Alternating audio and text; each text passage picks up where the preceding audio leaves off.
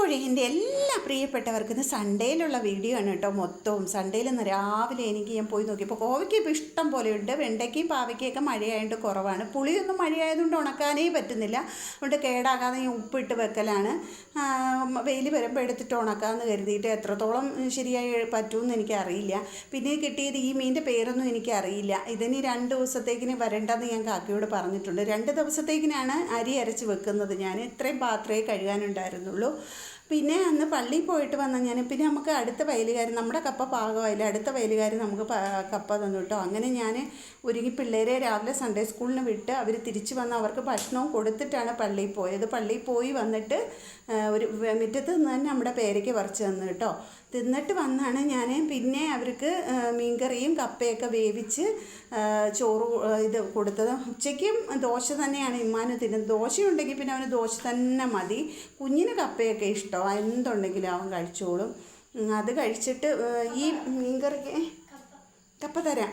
ഈ മീൻകറിക്ക് എനിക്ക് Kashmiri chilli powder ഇല്ല കേട്ടോ വീട്ടിൽ. അതിന് ഇച്ചിരി വില കൂടുതലല്ലേ, സാധാ മുളക് പൊടിയേ ഉള്ളൂ. അപ്പോൾ എത്രത്തോളം നമുക്ക് കളർ വേണം, നല്ല കുറച്ച് ചുമന്ന കളർ വേണമെങ്കിൽ അങ്ങനെ, ഇളം കളർ വേണമെങ്കിൽ അങ്ങനെ. ഈ മീൻകറിക്ക് കളർ കിട്ടാൻ നമ്മൾ അതിൻ്റെ അരപ്പ് നല്ലപോലെ ഇത് കരിഞ്ഞു പോകാതെ നല്ലപോലെ മൂപ്പിച്ച് കഴിഞ്ഞാൽ കളറ് നല്ല കളർ കിട്ടും കേട്ടോ.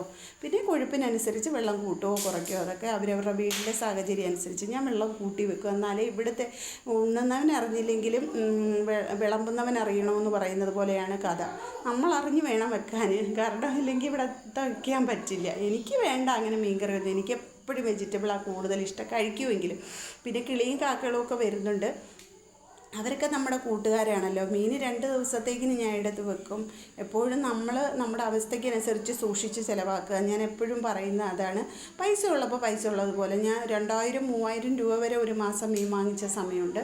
അത് 2500 ആയി, 2000 ആയി, ഇപ്പോൾ 1500 ആയി, 1000 കൊണ്ടെത്തിച്ച് ഞാൻ. അതാണ് നമ്മുടെ സാഹചര്യത്തിനനുസരിച്ച് മുന്നോട്ട് പോകാം. നല്ല കപ്പയായിരുന്നു കേട്ടോ.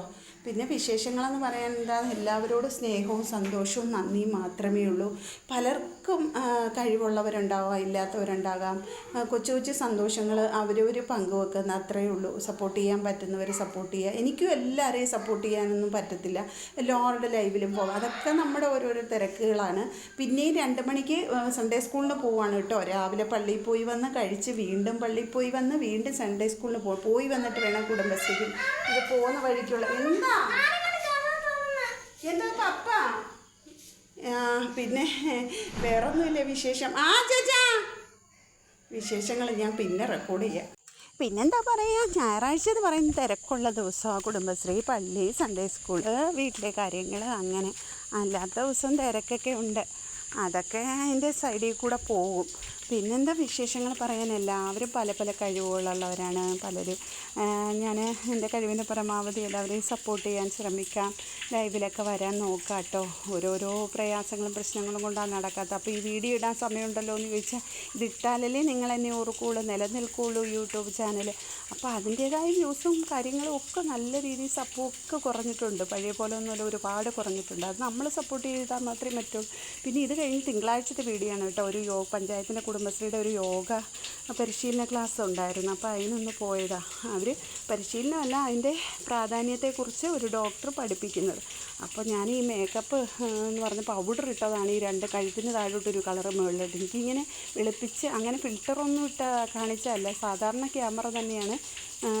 പക്ഷേ അതിങ്ങനെ ഭയങ്കര കളറായിട്ട്, ഇതൊന്നും ഒറിജിനൽ കളറല്ല, നല്ല കറുത്തിട്ടായ ഞാൻ ആ പൗഡറിൻ്റെ കളറാണ് കേട്ടോ കാണുന്നത്. വേറെന്താ പറയുക, ലൈക്ക് ചെയ്യുക, ഇഷ്ടപ്പെടുക, കമൻറ്റ് ചെയ്യുക, സബ്സ്ക്രൈബ് ചെയ്യുക പ്ലീസ്.